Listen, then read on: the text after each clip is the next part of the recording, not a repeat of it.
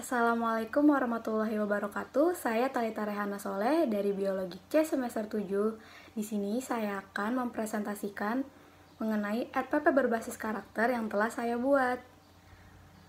Sebelumnya, teman-teman, di sini saya akan memaparkan RPP rinciannya beserta kegiatannya. Kemudian, pada akhir video saya akan memaparkan mengenai karakter apa saja yang diharapkan oleh guru kepada siswa setelah mempelajari materi ini. Mari kita simak. Sekarang kita masuk ke identitas RPP-nya dahulu ya. Di sini terdapat keterangan sekolah, kemudian mata pelajaran, yaitu biologi, kelas atau semester, yaitu kelas 11 semester ganjil. Materi pokok yang saya akan paparkan yaitu mengenai sel, dengan alokasi waktu 2 minggu kali 4 jam mata pelajaran, dan setiap jam mata pelajarannya itu 45 menit. Lanjut ke kompetensi inti dan kompetensi dasar beserta indikatornya. Untuk kompetensi inti, sepertinya semuanya sama ya, yaitu terdapat KI1, KI2, KI3, dan KI4. Nah, sekarang kita langsung masuk ke kompetensi dasar dan indikator pencapaian kompetensinya ya. Di sini saya akan memaparkan mengenai KD 3.1, yaitu menjelaskan komponen kimiawi penyusun sel, struktur, fungsi, dan proses yang berlangsung dalam sel sebagai unit terkecil kehidupan. Dan 4.1 yaitu menyajikan hasil pengamatan mikroskopik struktur sel hewan dan sel tumbuhan sebagai unit terkecil kehidupan. Dengan indikator 3.1.1 yaitu menjelaskan komponen kimiawi penyusun sel, 3.1.2 menjelaskan struktur dan fungsi bagian-bagian sel, 3.1.3 menjelaskan kegiatan sel sebagai unit struktural dan fungsional makhluk hidup, dan 4.1.1 yaitu menyajikan hasil pengamatan mikroskopik struktur sel hewan dan sel tumbuhan sebagai unit terkecil kehidupan. Lanjut, tujuan pembelajaran dan materi pembelajaran. Untuk tujuan pembelajaran, setelah mengikuti proses pembelajaran, peserta didik diharapkan dapat menjelaskan komponen kimiawi penyusun sel, menjelaskan struktur dan fungsi bagian-bagian sel, menjelaskan kegiatan sel sebagai unit struktural dan fungsional makhluk hidup, menyajikan hasil pengamatan mikroskopik struktur sel hewan dan sel tumbuhan sebagai unit terkecil kehidupan. Dengan materi pembelajaran, komponen kimiawi penyusun sel, struktur dan fungsi bagian-bagian sel, kegiatan sel sebagai unit struktural dan fungsional makhluk hidup, kemudian transport membran, sintesis protein untuk menyusun sifat morfologis dan fisiologis sel, dan yang terakhir reproduksi sel sebagai kegiatan untuk membentuk morfologi tubuh dan memperbanyak tubuh.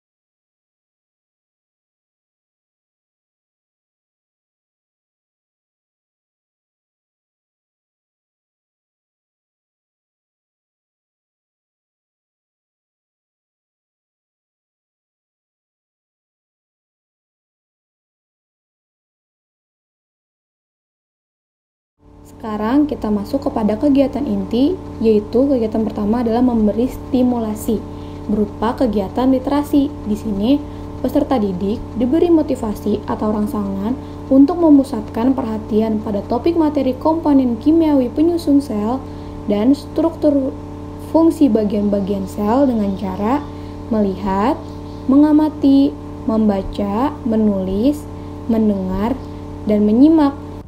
Lanjut pada kegiatan selanjutnya, yaitu mengidentifikasi masalah. Di sini siswa diarahkan untuk belajar berpikir kritis Di sini guru memberikan kesempatan kepada peserta didik untuk mengidentifikasi mengenai apa yang berkaitan dengan ayat Al-Quran terhadap materi sel yang disajikan dan akan dijawab melalui kegiatan belajar. Di sini guru memberi contoh potongan ayat yaitu Quran Surat Al-Anbiya ayat 30. Dan kita masuk kegiatan ke pengumpulan data. Yang kita lakukan adalah kegiatan literasi. Di sini peserta didik mengumpulkan informasi yang relevan untuk menjawab pertanyaan yang telah diidentifikasi melalui kegiatan, yaitu mengamati objek atau kejadian. Objek yang harus diidentifikasi yaitu mengenai materi komponen kimiawi penyusun sel dan struktur serta fungsi bagian-bagian sel. Di sini siswa diajak untuk mengidentifikasi melalui membaca sumber lain selain dari buku teks, kemudian wawancara atau tanya jawab dengan narasumber. Di sini yang dimaksud dengan wawancara dari narasumber yaitu mengajukan pertanyaan berkaitan dengan materi komponen kimiawi penyusun sel dan struktur serta fungsi bagian-bagian sel yang telah disusun dalam daftar pertanyaan nanti yang akan diajukan kepada guru. Setelah kegiatan tadi selesai, selanjutnya peserta didik dibentuk dalam beberapa kelompok untuk mendiskusikan kembali, kemudian mengumpulkan informasi, mempresentasikan ulang, dan saling tukar informasi. Di sini materi yang mereka presentasikan tetap ya, yaitu mengenai komponen kimiawi penyusun sel dan struktur serta fungsi bagian-bagian sel. Lanjut kepada kegiatan inti yang terakhir, yaitu menarik kesimpulan. Di sini peserta didik diarahkan untuk berdiskusi untuk menyimpulkan hasil belajar yang telah dipelajari tadi. Setelah menyimpulkan, siswa diarahkan untuk membuat laporan hasil pengamatan secara tertulis dengan materi komponen kimiawi penyusun sel dan struktur serta fungsi bagian-bagian sel. Lanjut kepada kegiatan penutup pada pertemuan pertama. Untuk peserta didik, yang pertama yaitu membuat resume dengan bimbingan guru tentang poin-poin penting yang muncul dalam kegiatan pembelajaran tentang komponen kimiawi penyusun sel dan struktur serta fungsi bagian-bagian sel. Kedua, mengagendakan pekerjaan rumah untuk materi pelajaran komponen kimiawi penyusun sel dan struktur serta fungsi bagian-bagian sel yang baru selesai. Kemudian mengagendakan materi atau tugas proyek atau portofolio untuk kerja yang harus dipelajari pada pertemuan berikutnya di luar jam sekolah atau di rumah. Dan untuk guru, memeriksa pekerjaan siswa yang selesai langsung diperiksa untuk materi pembelajaran komponen kimiawi penyusun sel dan struktur fungsi bagian-bagian sel.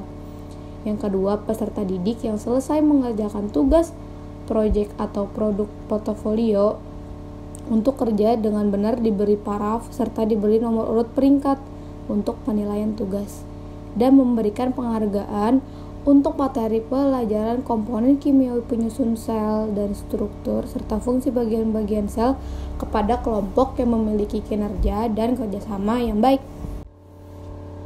Baik, untuk kegiatan kedua dengan alokasi waktu 4x45 menit. Di sini kegiatan pendahuluannya sama dengan kegiatan pertemuan pertama. Silahkan dilihat dulu ya teman-teman. Kemudian kita masuk kepada kegiatan inti. Untuk rincian kegiatannya sebenarnya sama dengan kegiatan pertemuan 1. Akan tetapi materi atau topiknya itu berbeda. Di sini untuk pertemuan kedua, topik yang dibahas yaitu mengenai kegiatan sel sebagai unit struktural dan fungsional makhluk hidup. Seperti kegiatan pertemuan pertama, di sini kegiatan pertamanya yaitu menstimulasi siswa dengan kegiatan literasi, melihat, mengamati, membaca, menulis, mendengar, dan menyimak. Lanjut kepada kegiatan selanjutnya yaitu mengidentifikasi masalah. kegiatannya juga sama dengan kegiatan pertama, akan tetapi topiknya yaitu guru memberikan topik mengenai kegiatan sel sebagai unit struktural dan fungsional makhluk hidup. Kepada kegiatan selanjutnya yaitu siswa diarahkan untuk mengumpulkan data mengenai topik yang telah disebutkan tadi melalui kegiatan literasi. Setelah melakukan identifikasi, sama seperti pertemuan pertama, yaitu siswa diarahkan untuk membuat kelompok yang kemudian nanti siswa dapat mempresentasikan kembali di depan kelas dan menukar informasi bersama teman-temannya. Dan kegiatan inti yang terakhir yaitu siswa diarahkan untuk menarik kesimpulan atau peserta didik berdiskusi untuk menyimpulkan materi yang telah dipelajari tadi.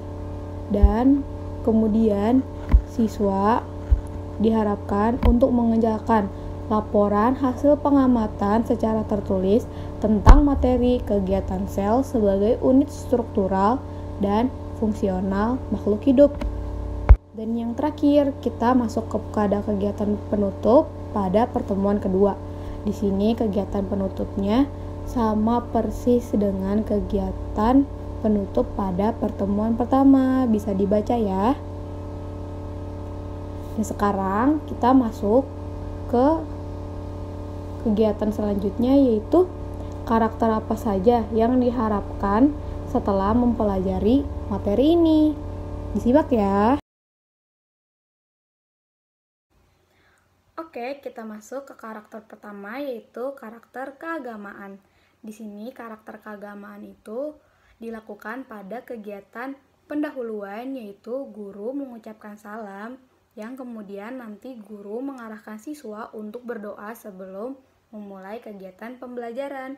Dan yang kedua yaitu terdapat pada kegiatan inti, yaitu siswa diajak untuk berpikir kritis berupa guru memberikan potongan ayat Al-Quran, yaitu Quran Surat Al-Anbiya ayat 30, yang kemudian nanti siswa diarahkan untuk mengidentifikasi apa kaitannya ayat tersebut dengan materi yang sedang dipelajari, yaitu materi sel. Nah, dengan kegiatan tersebut diharapkan siswa memiliki karakter, yaitu berupa rasa syukur kepada Tuhan Yang Maha Esa dan mengagumi seluruh ciptaannya. Kita lanjut ke karakter selanjutnya, yaitu karakter kebersihan. Pada kegiatan ini terdapat pada kegiatan pendahuluan, yaitu siswa diarahkan untuk menjaga kebersihan kelas sebelum memulai pembelajaran. Nah, pada kegiatan ini diharapkan siswa memiliki karakter cinta kebersihan dan peka terhadap lingkungan sekitar.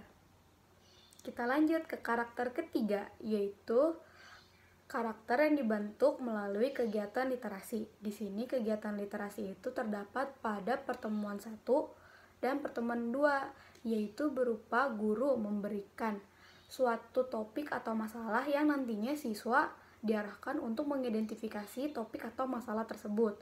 Nah, pada kegiatan ini siswa diharapkan memiliki karakter, yaitu mengembangkan rasa ingin tahu, memiliki sifat yang bersungguh-sungguh, dan memiliki kedisiplinan dalam mencari informasi tersebut. Kita lanjut pada karakter keempat, yaitu pembentukan karakter dari kegiatan berpikir kritis.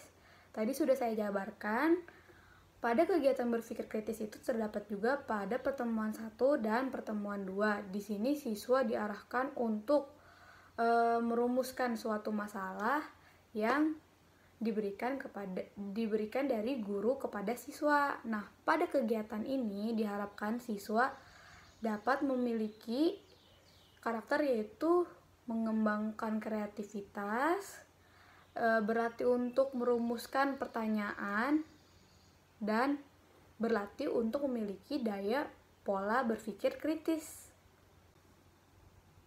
Kita lanjut kepada pembentukan karakter terakhir, yaitu pembentukan karakter melalui kegiatan bekerja sama atau pembentukan kelompok. Di sini kegiatan pembentukan kelompok itu juga terdapat pada pertemuan 1 dan pertemuan 2. Di sini guru membentuk kelompok yang nantinya siswa diarahkan untuk mengidentifikasi masalah bersama teman-temannya, yang nantinya hasil dari diskusi tersebut dipresentasikan di depan kelas. Dengan kegiatan ini, siswa diharapkan membentuk sikap, berlatih untuk mengumpulkan informasi, berlatih berkomunikasi, dan menghargai sesama orang lain. Nah, sudah saya jelaskan ya mengenai rincian RPP, kegiatannya, beserta karakter apa yang diharapkan guru kepada siswa setelah mempelajari materi ini. Sekian dari saya, kurang lebihnya mohon maaf. Wabillahi taufiq wal hidayah. Wassalamualaikum warahmatullahi wabarakatuh.